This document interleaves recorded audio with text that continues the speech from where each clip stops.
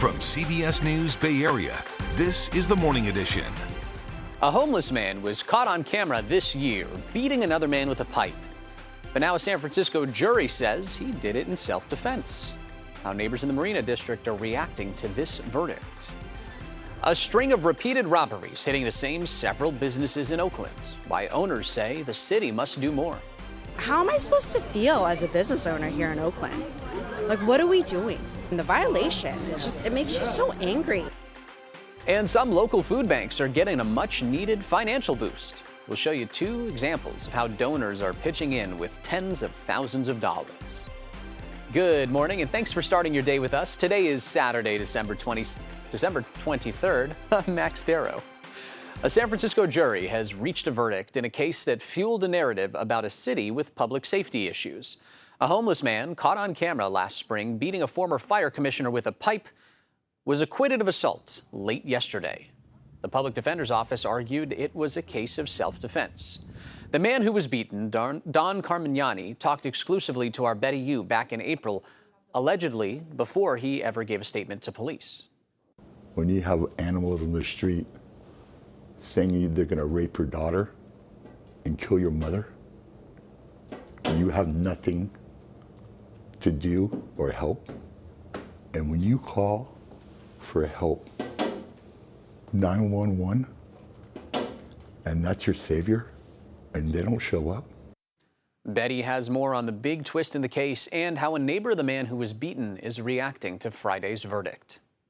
Part of the attack against Don Carmignani happened at this gas station here in the Marina. It fueled debate about crime and homelessness in San Francisco. Friday's not guilty verdict came as a surprise to many in this community. First, there were several videos of a brutal attack that left Don Carmignani with a broken jaw, dozens of stitches, and a traumatic brain injury in April. Witnesses said the attacker, a homeless man named Garrett Doty, was a known and menacing presence in the Marina. When I was running away, the impact in the back of my head went through my skull. I sat down with the former fire commissioner and longtime resident in an exclusive interview after he was released from the hospital. I didn't go out there to fight anyone. I'm trying to get him down the road. It's 3-on-1. I know odds. I'm 52 years old. I have 2 hip replacements. I'm an old guy. And I could have been a dead guy. Then came a twist. Doty's defense attorneys released a video showing a man they believe to be Carmignani using bear spray on a homeless person. They show me a person of interest, and that wasn't me. The public defender argued that Doty, who was seen picking up a weapon from the trash can, was acting in self-defense after Carmignani first targeted him.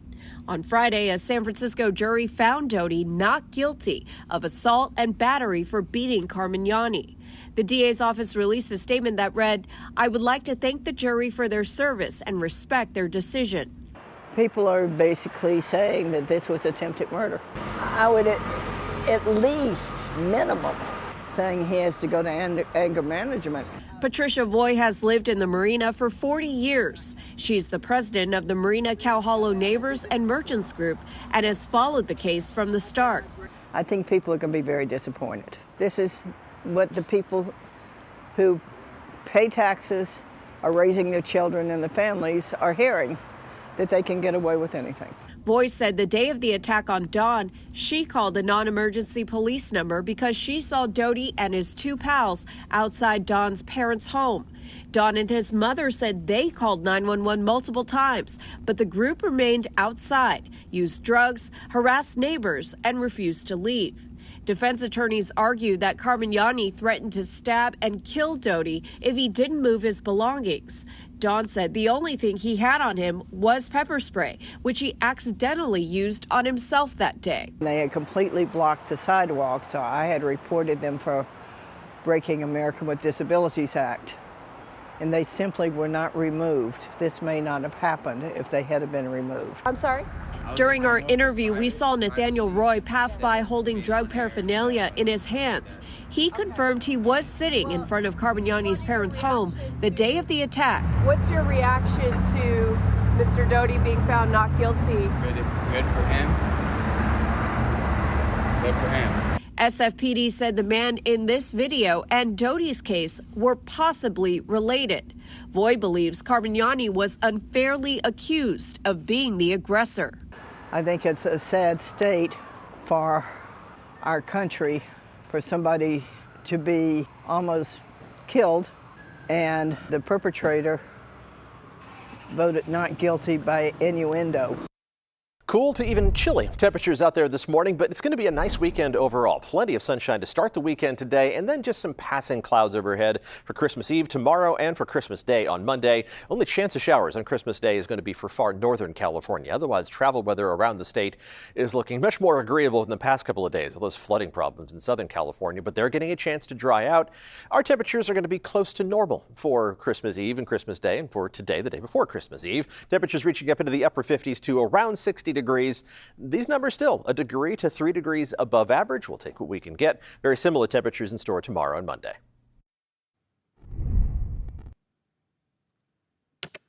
In Oakland, Colonial Donuts was robbed for the third time since June. Surveillance video to your left is from the most recent break-in. Happened early Friday morning.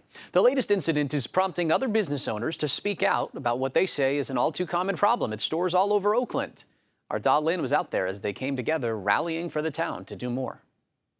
The donut shop owner tells me she's beyond frustrated. Robbed twice in less than 1 week and 3 times since June.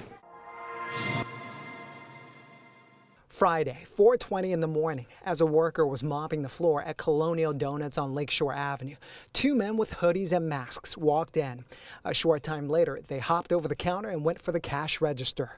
The robber threw the register to the floor repeatedly to try to break it open. And the kicker is they leave with the cash register and take a donut. I mean, how am I supposed to feel as a business owner here in Oakland? And it's infuriating. The owner declined to show her face for safety reasons. On Sunday at 7 p.m., a man with a mask walked in. He said he had a gun and demanded cash from a worker. The worker complied. The owner says the robber grabbed at least $200 in cash and ran off. And there was another robbery back in June. And the violation, it makes you so angry. My family has been here for 40 plus years, and this is the worst that they've seen. Supporters rallied in front of the donut shop on Friday morning. The general manager of Noah's New York Bagels, also on Lakeshore Avenue, says he too was robbed twice this week. 3 guys with this black gun came up to me, knocked me down, took my bag. I had my iPad, my wallet, my credit cards, and nobody came. I tried calling the police, couldn't get a hold of them. The day before, on Monday morning, he says 3 gunmen robbed him in front of Wells Fargo across the street from his shop. He had walked over to try to deposit some cash. I got bruises all over here. This is from Tuesday. The main priority now is to stop the crimes from occurring in the first place and conducting enforcement. Oakland police announced on Thursday they've stepped up patrols in the overnight hours to prevent commercial burglaries and robberies.